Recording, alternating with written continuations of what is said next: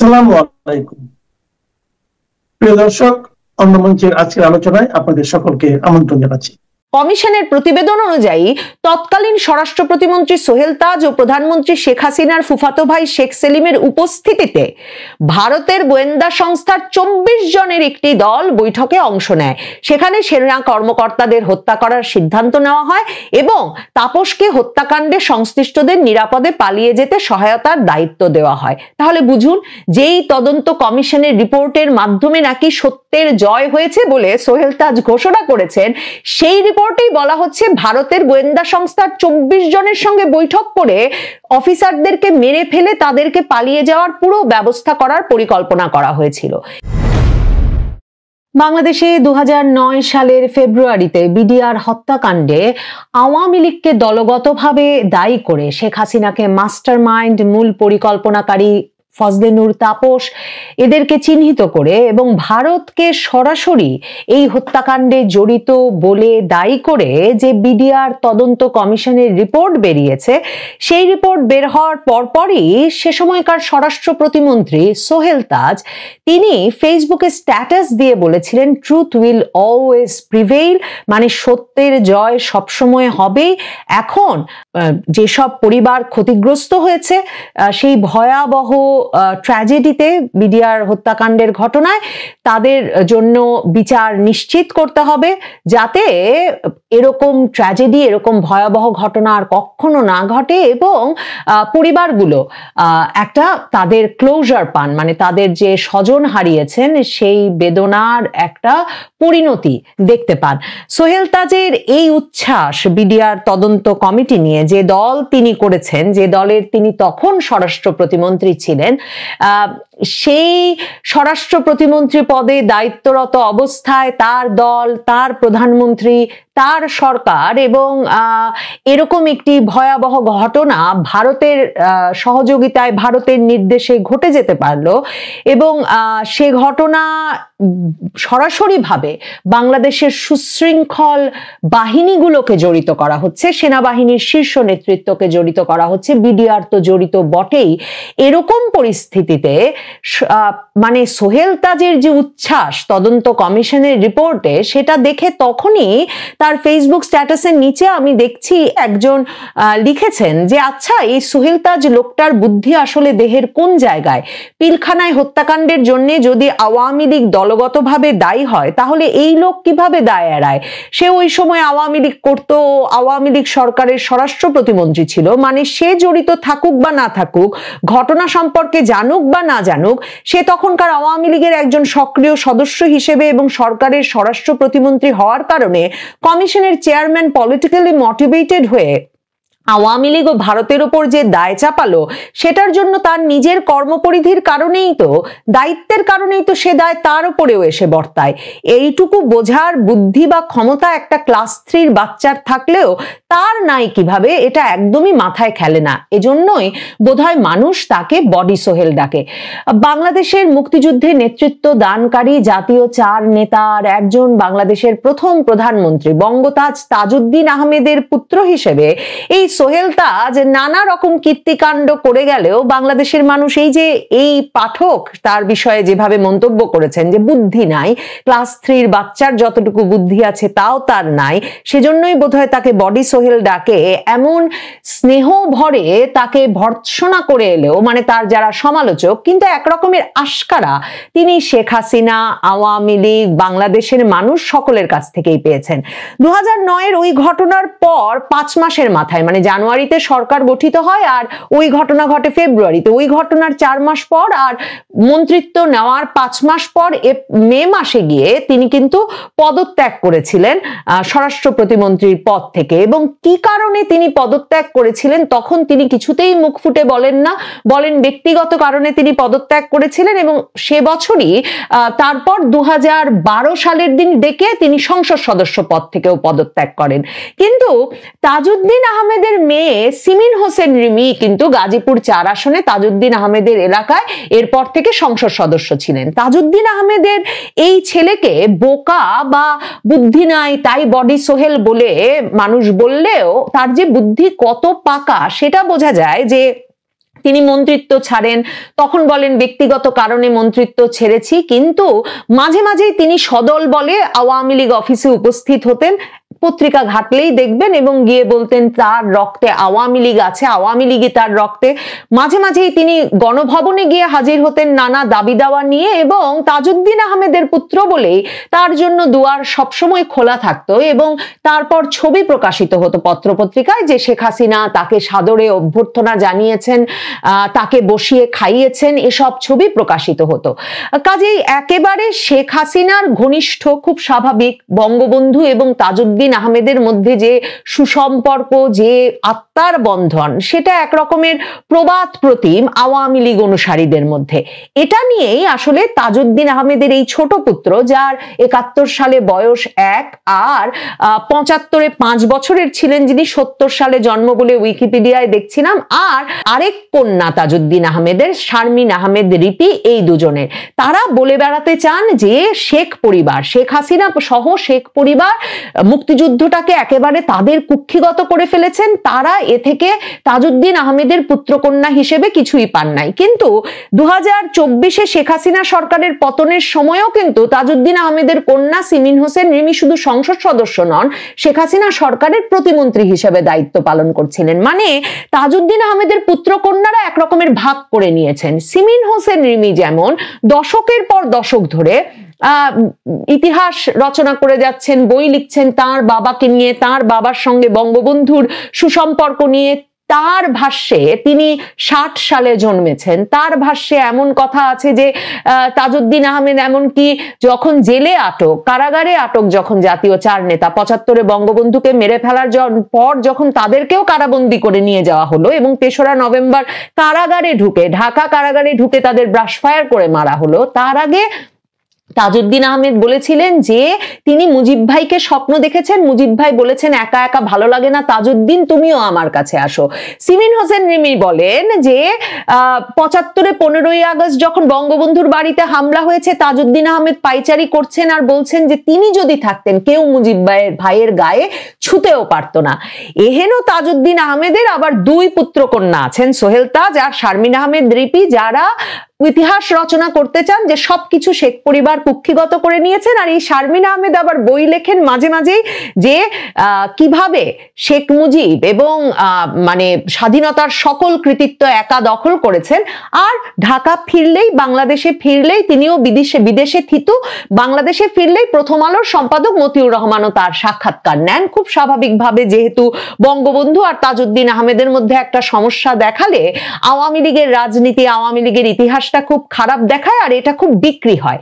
সোহেল তাজ এটা খুব ভালো বুঝেছেন। কাজে একদিকে তিনি খুব সুসম্পর্ক রেখেছেন, একটা পাগলাটে চরিত্র দাঁড় করিয়েছেন, বাংলাদেশে ব্যবসাপাতি করেছেন, এই আওয়ামী লীগ আমলে তার জিম গড়ে তুলেছেন, যাতেও তার বডি সোহেল নামটা আরো পাকাপোক্ত হয়েছে।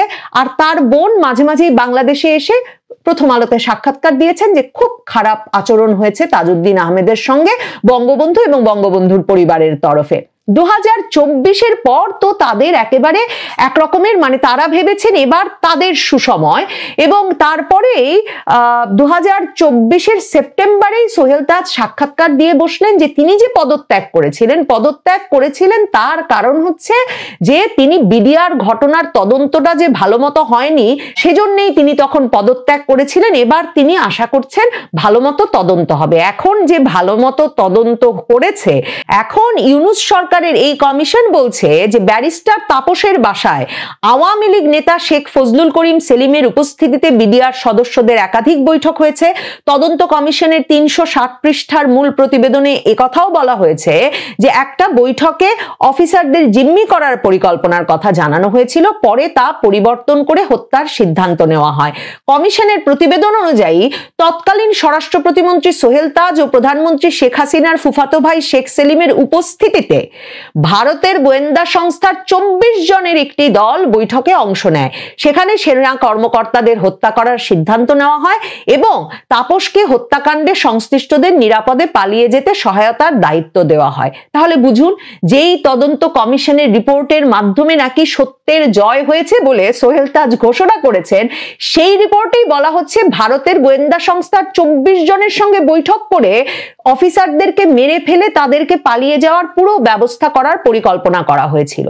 এই প্রতিবেদনে শুধু সেটাই বলা হয়েছে তাই নয়, এছাড়াও উঠে এসেছে জবানবন্দিতে তদন্ত কমিশনের রিপোর্টে যে বলা হচ্ছে জাতীয় স্বাধীন তদন্ত কমিশনের প্রতিবেদনে 8 নম্বর সাক্ষী হাবিলদার জসিমউদ্দিন খান ও দর্জি আসিফুর রহমান আকাশের জবানবন্দিতে চাঞ্চল্যকর তথ্য উঠে এসেছে যে 17 ফেব্রুয়ারি 2009 তারিখে তিনি তৎকালীন স্বরাষ্ট্র প্রতিমন্ত্রী সোহেল তাজের জন্য ইউনিফর্ম বানাতে তার অফিসে গমন করেন এবং তার শরীরের মাপ নিয়ে আসেন। সোহেল তাজের ইউনিফর্ম বানানোর জন্য সদর রাইফেল ব্যাটালিয়নের মেজর মোশতাক তাকে নির্দেশ দেন, আর ইউনিফর্মের জন্য মাপ নিতে বিডিআর হত্যাকাণ্ডে গুরুত্বপূর্ণ ভূমিকা পালনকারী ডিএডি তৌহিদ আকাশকে সোহেল তাজের অফিসে নিয়ে যান। মানে ডিএডি তৌহিদের সঙ্গেও সোহেল তাজের সম্পর্ক বেরিয়ে পড়েছে। তিনি সেখানে সোহেল তাজের শরীরের মাপ নিয়ে তার কিছুদিনের পরেই ইউনিফর্ম তৈরি করে সোহেল তাজের অফিসে পৌঁছে দেন। এখন খুব পাজলড হয়ে পড়েছেন সোহেল তাজ, কারণ সোহেল তাজ 11ই নভেম্বর মাত্র ওই যে বাংলাদেশে তখন ককটেল ফুটছিল, বাসে আগুন লাগানো হচ্ছিল, তখন মাত্র তিনি এই স্ট্যাটাস দিয়েছেন যে লুটপাটের টাকার পাহাড়ে তাণ্ডব চালাচ্ছে আওয়ামী লীগ এবং গাড়িতে আগুন দেওয়া, ককটেল ফুটানোর ঘটনায় ক্ষোভ প্রকাশ করে তিনি বলেছেন যে জনগণের গণতান্ত্রিক অধিকার বিলুপ্ত করে দুর্নীতি লুটপাট করে লাখ লাখ কোটি টাকা বিদেশে পাচার করে সেই টাকার পাহাড়ে বসে নাকি আওয়ামী লীগই সেসব অরাজকতা আর তাণ্ডব সৃষ্টি করছে, এমন একটা স্ট্যাটাস দিয়ে তাকে নিয়ে যখন আওয়ামী লীগ বিরোধীরা ধন্য ধন্য করছেন, তিনি 12 তারিখ আসলে আমেরিকা যাওয়ার জন্য বিমানবন্দরে গিয়ে উপস্থিত হয়েছেন। মানে সোহেল তাজ বোকা ভাবেন অনেকে বটে, বডি সোহেল ভাবেন শরীর সর্বস্ব, কিন্তু তার যে কত বুদ্ধি তার প্রমাণ হচ্ছে যে তিনি যেদিন বিমানবন্দরে যাবেন সেদিন যাতে তাকে কেউ আটকে না ফেলে, কারণ বিডিআর হত্যাকাণ্ডের সঙ্গে তিনি জড়িত থাকবেন, তাকে জিজ্ঞাসাবাদ করা উচিত, এই দাবিটা তো অনেক দিনের। তো সেসব দাবি এড়িয়ে তিনি যাতে প্লেনে উঠে বসতে পারেন সেজন্য 11 তারিখ তিনি এমন একটা স্ট্যাটাস দিয়েছেন এবং তিনি যুক্তরাষ্ট্রে চলে গেছেন। এখনো তিনি স্ট্যাটাস দিয়ে বলছেন আমেরিকায় বসেই সম্ভবত যে খুব বিভ্রান্তি ছড়ানো হচ্ছে বিডিআর কমিশনের রিপোর্টের বরাত দিয়ে ভুল ব্যাখ্যার মাধ্যমে। ওই 2009 সালের ফেব্রুয়ারিতে বিডিআর ঘটনার সময়েও তিনি বিদেশেই ছিলেন, কিন্তু মানে আমেরিকাতেই ছিলেন। কিন্তু প্রশ্ন তো ওঠেই যে অভিযোগগুলো যেগুলো এসেছে সেখানে তো বলা হয় নাই যে তিনি ওই দিনে উপস্থিত ছিলেন। তিনি ভারতের গোয়েন্দা সংস্থার সঙ্গে বৈঠকের মাধ্যমে তাপস, শেখ ফজলুল করিম সেলিম এরা মিলে যে মানে পরিকল্পনাটা করেছিল বলে এই তদন্ত কমিশনের রিপোর্ট বলছে, সেই পরিকল্পনায় তিনি হাজির ছিলেন। তাহলে তাকে কেন এখনো জিজ্ঞাসাবাদ করলো না মেজর জেনারেল আলম ও ফজলুর রহমানের কমিশন? তার কারণ হচ্ছে বডি সোহেল ওখানেও একটা চাল খেলে রেখেছেন। যখন গত বছর আগস্টের পর তিনি আর তার ওই বোন শারমিন আহমেদ, আরেকজন যে প্রবাসী বোন, তারা দুজনে মিলে যখন ব্যাপক আওয়ামী লীগ বিরোধী সব স্ট্যাটাস দিচ্ছেন, সাক্ষাৎকার দিচ্ছেন, শেখ পরিবারের কেউ আর কখনো রাজনীতিতে ফিরতে পারবে না, এরকম পরিস্থিতিতে বডি সোহেল এক স্মারকলিপি দিয়েছিলেন যাতে 3রা নভেম্বর জেল হত্যার মাধ্যমে যে জাতীয় 4 নেতাকে হত্যা করা হয়েছে তাদের স্মৃতি যাতে সংরক্ষিত হয় এবং তাদেরকে যাতে যথাযোগ্য মর্যাদা দেওয়া হয়, সেই দাবিতে তিনি ডক্টর ইউনূসকে স্মারকলিপি পাঠিয়েছিলেন। আর ডক্টর ইউনূস তখন তাকে ফোন করে তাকে আর তার সেই বোন শারমিন আহমেদকে দাওয়াত দিয়ে নিয়ে গিয়েছিলেন এবং এরপর ভিডিও ভাইরাল হয়ে যায় যে বডি সোহেল সেখানে গিয়ে কি করে ডক্টর ইউনূস শরীর ঝরঝরে রাখতে পারবেন এবং কি ব্যায়াম করা উচিত সে বিষয়ে তাকে জ্ঞান দিচ্ছেন। মানে শারমিন আহমেদ, তাজউদ্দিন আহমেদের ছোট ছেলে এই সোহেল তাজ সবাই জানেন যে যেই বাংলাদেশে 5ই আগস্ট শেখ হাসিনার পতনের সাথে সাথে স্বাধীনতা যুদ্ধের সকল মিউরাল ভাঙা হয়েছে, যেই বাংলাদেশে বঙ্গবন্ধুর সকল ভাস্কর্য ভাঙা হয়েছে, এবং যেই বাংলাদেশের প্রধান ডক্টর ইউনূস এর আগেই বলে বসেছেন যে বাংলাদেশের রিসেট বাটনে চাপ দেওয়া হয়েছে, সে বাংলাদেশে নিশ্চয়ই তারা তাজউদ্দিন আহমেদের স্মৃতি রক্ষার জন্য ইউনূসের কাছে যান নাই, তারা গিয়েছিলেন নতুন সরকারের সাথে খাতির করে আবারও ক্ষমতায় থাকতে। মানে এমনিতে তাজউদ্দিন আহমেদের এই পুত্রকন্যা পরিবারতন্ত্রের ভীষণ বিরুদ্ধে, শেখ মুজিবের পরিবারের লোকেরা কেন বিশেষ গুরুত্ব পাবে এর বিরুদ্ধে, কিন্তু নিজেদের এই গুরুত্ব তাদের খুব ভালো লাগে। কাজেই ডক্টর ইউনূসকে ব্যায়ামের টিপস দিয়ে এসে এই সোহেল তাজ ভেবেছিলেন তিনি নিরাপদে, এবং সেই ডক্টর ইউনূস পর্যন্ত পৌঁছতে পারার কারণে এবং ক্রমাগতভাবে শেখ হাসিনা আর আওয়ামী লীগ নিয়ে কুৎসা রটনা করে যেতে পারার কারণে এতদিন তাকে নিয়ে জিজ্ঞাসাবাদ হয়নি। কিন্তু এখন যেসব খবর বেরিয়ে আসছে, যখন ব্যারিস্টার ফজলে নূর তাপস, শেখ সেলিম, মানে শেখ পরিবারের যে দুজন মূল সদস্যকে বলা হচ্ছে বিডিআর হত্যাকাণ্ডের পরিকল্পনাকারী, তারা যখন ধরাছোঁয়ার বাইরে, তখন ডক্টর ইউনূস ঘনিষ্ঠ এই সোহেল তাজকে জিজ্ঞাসাবাদের মাধ্যমে ভারতীয় গোয়েন্দা সংস্থার সঙ্গে কি আলাপ হয়েছিল বিডিআর হত্যাকাণ্ড ঘটানোর বিষয়ে, সেই তদন্ত শেষ করা তো ইউনূস সরকারের দায়িত্ব। প্রত্যাশা তো করা যেতেই পারে যে ইউনূস সরকার তাকে ফিরিয়ে এনে নিশ্চয়ই এই জিজ্ঞাসাবাদের মুখোমুখি করবে। আর সোহেল তাজের ফেসবুকে গেলে দেখবেন তিনি বাংলাদেশের বিভিন্ন সংবাদ মাধ্যমে সাক্ষাৎকার দিয়েই বেড়াচ্ছেন রিফাইন্ড আওয়ামী লীগের সম্ভাবনা বিষয়ে। মতিউর রহমান যখন শারমিন আহমেদকে সাক্ষাৎকার নিয়েছিলেন, তিনিও প্রশ্ন করেছিলেন যে আওয়ামী লীগের রাজনীতিতে তারা যুক্ত হওয়ার সম্ভাবনা কতটুকু। মানে তাজউদ্দিন আহমেদের এই ছেলেমেয়েরা আবার সে আশাও ত্যাগ করতে পারে না। মনে রাখবেন, হাসনাত আব্দুল্লাহ ফেব্রুয়ারিতে বেরিয়ে যখন জানিয়েছিলেন যে ওয়াকারুজ্জামান সেনাপ্রধান তিনিও রিফাইন্ড আওয়ামী লীগ তৈরি করতে চাচ্ছেন, সেখানেও সোহেল তাজের নাম কিন্তু হাসনাত আব্দুল্লাহ উল্লেখ করেছিলেন। সোহেল তাজ বোকা নিশ্চয়ই নন, তবে সব বুদ্ধির মারপ্যাচ খাটিয়ে শেষ পর্যন্ত নিজের গর্দানটা তিনি বাঁচাতে পারেন কিনা সেটা দেখবার জন্য অপেক্ষা নিশ্চয়ই করতে হবে। ভারতের আশ্রয়ে থাকা শেখ হাসিনার সাথে গোপনে বৈঠক করেছেন রাশিয়ার প্রেসিডেন্ট ভ্লাদিমির পুতিন, এমন খবরে সয়লাব সোশ্যাল মিডিয়া। যেসব খবরে বলা হচ্ছে পুতিন শুধু হাসিনার সাথে দেখাই করেননি, বরং পুতিন নাকি হাসিনাকে রাশিয়াতে আশ্রয় দিতে প্রস্তুত। আসলেই কি এমন ঘটনা আদৌ ঘটেছে, নাকি এটা নিয়ে চলছে আরেক ধরনের রাজনীতি?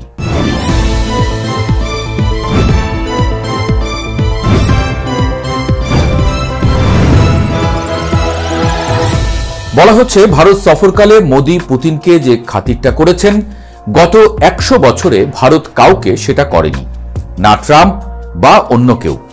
রাশিয়া প্রশ্নে প্রচন্ড চাপে থাকা ভারত যেন ট্রাম্পকে চোখে আঙুল দিয়ে বুঝিয়েই দিল রাশিয়া ভারত প্রেম আগে, পরে বাকি দুনিয়া। পুতিন এমন সময় ভারতে আসলেন যখন সারা দুনিয়া ইউক্রেন রাশিয়া যুদ্ধ বন্ধে মরিয়া। পুতিনের সাথে দর কষাকষি করছে পশ্চিম, কিন্তু পুতিন সেদিকে থোড়াই কেয়ার করে পা রাখলেন ভারতে। ঘোষণা করলেন ইউক্রেনের দনবাস তিনি দখল করবেনই। এসব ঘটনার মধ্যেই সোশ্যাল মিডিয়ায় ছড়িয়েছে পুতিন হাসিনার বৈঠকের খবর। একে তো পুতিন হাসিনা পুরনো মিত্র, তার উপর দেশটা ভারত। আওয়ামী লীগের বাংলাদেশ, ভারত, রাশিয়া 71 প্রশ্নে এই 3 দেশ যেন 3 ভাই। হাসিনাকে নিয়ে ভারত দিন কয়েক আগেও দোটানায় থাকলেও সম্প্রতি ভারতের পররাষ্ট্রমন্ত্রী জয়শঙ্কর বললেন শেখ হাসিনার যতদিন ইচ্ছে ততদিন তিনি ভারতে থাকবেন। অর্থাৎ শেখ হাসিনার প্রতি ভারত আর কোনো রাগঢাক রাখছে না। মানে হলো ইউনূস সরকারকে বুঝিয়ে দেয়া যে কার পক্ষ সরাসরি নিয়েছে ভারত। এই অবস্থার মধ্যেই পুতিন ভারতে পা রাখেন। আর খবর রটে ভারত রাশিয়া হাসিনার বৈঠক হয়েছে দিল্লিতে, যদিও ফ্যাক্ট চেকাররা বলছে এ সংক্রান্ত সব ভিডিও সব আগের।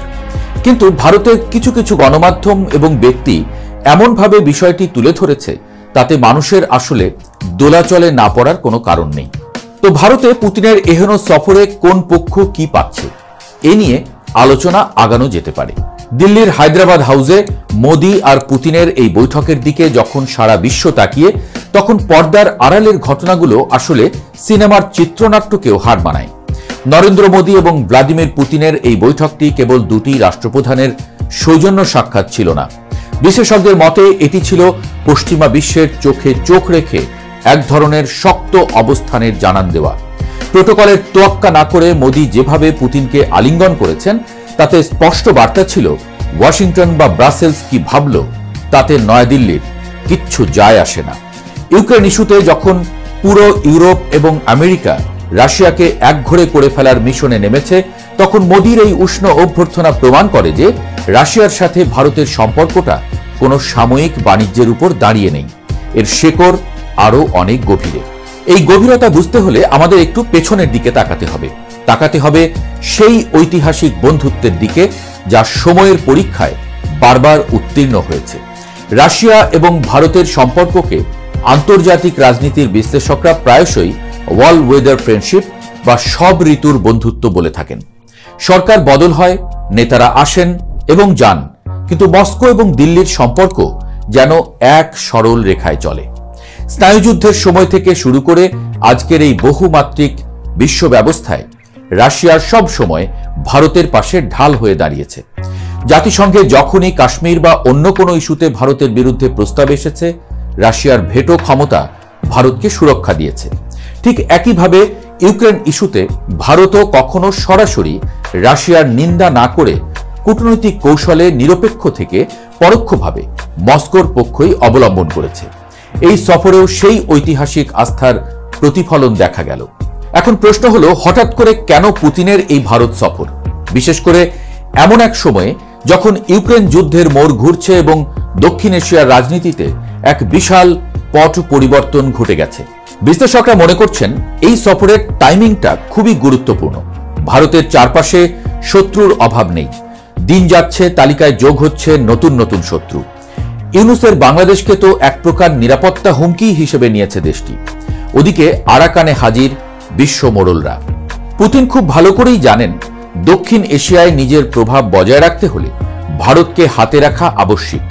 আর ভারতও দেখছে আমেরিকার সাথে তাদের কৌশলগত সম্পর্ক থাকলেও বিপদের দিনে রাশিয়ার মতো বিশ্বস্ত বন্ধু আর কেউ নেই। ঠিক এই কারণেই পশ্চিমা নিষেধাজ্ঞার ঝুঁকি মাথায় নিয়েও মোদি পুতিনকে লাল গালিচা সংবর্ধনা দিয়েছেন।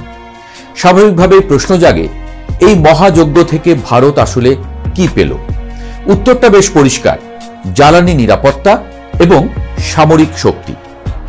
বিশ্ববাজারে তেলের দাম যখন আকাশচুম্বী, তখন ভারত রাশিয়ার কাছ থেকে ডিসকাউন্ট রেটে তেল কিনছে, যা তাদের অর্থনীতিকে সচল রাখতে বিশাল ভূমিকা রাখছে। এই সফরেও জ্বালানি খাতে দীর্ঘমেয়াদী চুক্তির বিষয়টি প্রাধান্য পেয়েছে। এর বাইরেও ভারতের প্রতিরক্ষা ব্যবস্থার মেরুদণ্ড এখন রাশিয়ান অস্ত্র। S-400 মিসাইল সিস্টেম থেকে শুরু করে যৌথভাবে AK-203 রাইফেল উৎপাদন সবই এই বন্ধুত্বের ফসল। ভারত জানে চীন এবং পাকিস্তানের মতো প্রতিবেশীদের মোকাবেলা করতে হলে রাশিয়ার অত্যাধুনিক প্রযুক্তির কোনো বিকল্প নেই। তাই আমেরিকার চোখ রাঙানি উপেক্ষা করেও ভারত নিজের স্বার্থটাকে সবার আগে স্থান দিয়েছে। অন্যদিকে পুতিন কি পেলেন? পুতিনের জন্য এই সফরটি ছিল নিজেকে বিশ্বমঞ্চে প্রাসঙ্গিক এবং শক্তিশালী হিসেবে তুলে ধরার এক মোক্ষম সুযোগ।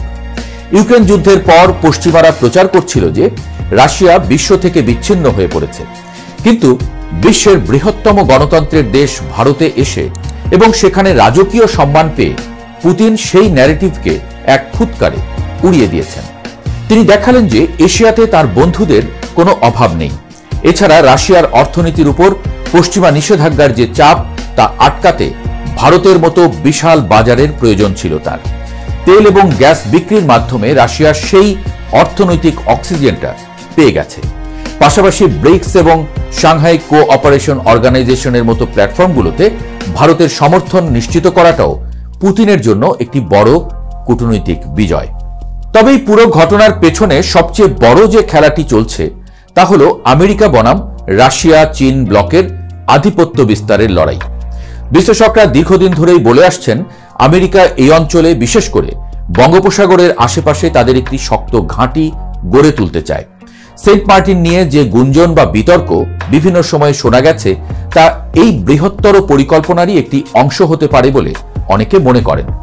আমেরিকা চায় দক্ষিণ এশিয়ায় চীনের প্রভাব কমাতে এবং ভারতকে তাদের পুরোপুরি বশে আনতে, কিন্তু ভারত তার কৌশলগত স্বকীয়তা বজায় রেখে চলছে। আর এখানেই রাশিয়ার এন্ট্রি। রাশিয়া কোনোভাবেই চায় না তাদের দীর্ঘদিনের প্রভাবের এই অঞ্চলে আমেরিকা জেকে বসুক। পুতিনের এই সফর এবং ভারতের সঙ্গে ঘনিষ্ঠতা মূলত আমেরিকার সেই এশিয়ান ন্যাটো বা এই অঞ্চলে একক আধিপত্য বিস্তারের স্বপ্নের পথে একটি বড় দেয়াল তুলে দেওয়া। এই সমীকরণে 1971 সালের স্মৃতিচারণ করাটা খুবই প্রাসঙ্গিক, কারণ ইতিহাস বারবার ফিরে আসে। 1971 সালে বাংলাদেশের মুক্তিযুদ্ধের সময় যখন পাকিস্তানের পরাজয় নিশ্চিত জেনে আমেরিকা তাদের 7ম নৌবহর পাঠিয়েছিল, তখন কিন্তু এই রাশিয়াই আমাদের রক্ষা কবচ হয়ে দাঁড়িয়েছিল। বঙ্গোপসাগরে আমেরিকার জাহাজের গতিরোধ করতে রাশিয়া তাদের সাবমেরিন এবং ডেস্ট্রয়ার পাঠিয়ে দিয়েছিল। সেদিন যদি রাশিয়া ভেটো না দিত এবং সামরিকভাবে হস্তক্ষেপ না করত, তবে বাংলাদেশের স্বাধীনতার ইতিহাস হয়তো অন্যরকম ভাবে লেখা হতো। সেই কৃতজ্ঞতা বোধ থেকে বাংলাদেশ, ভারত এবং রাশিয়ার মধ্যে একটি অঘোষিত মনস্তাত্ত্বিক বন্ধন রয়ে গেছে। আজকের দিনেও যখন আমেরিকা মানবাধিকার বা গণতন্ত্রের ধুয়ো তুলে এই অঞ্চলের রাজনীতিতে হস্তক্ষেপ করতে চায়, তখন পুরনো সেই স্মৃতিগুলোই আবার সামনে চলে আসে। আগের আলোচনায় আবার ফিরে আসি। শেষমেশ পুতিন এবং হাসিনার সরাসরি বৈঠক হোক বা না হোক, রাজনীতির মাঠে বার্তাটা কিন্তু পৌঁছে গেছে। শেখ হাসিনা ভারতে আছেন এবং ভারত স্পষ্ট করে দিয়েছে যে তারা তাদের পুরনো মিত্রকে ছাড়ছে না। আর ভারতের কাঁধে হাত রেখে পুতিনও বুঝিয়ে দিলেন এই অঞ্চলে আমেরিকার আধিপত্য মেনে নেওয়া হবে না।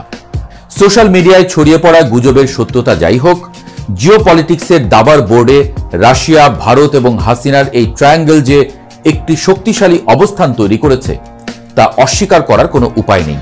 ইউনূস সরকার এবং তাদের পশ্চিমা মিত্ররা এখন এই নতুন মেরুকরণকে কিভাবে মোকাবেলা করবে, সেটাই এখন দেখার বিষয়।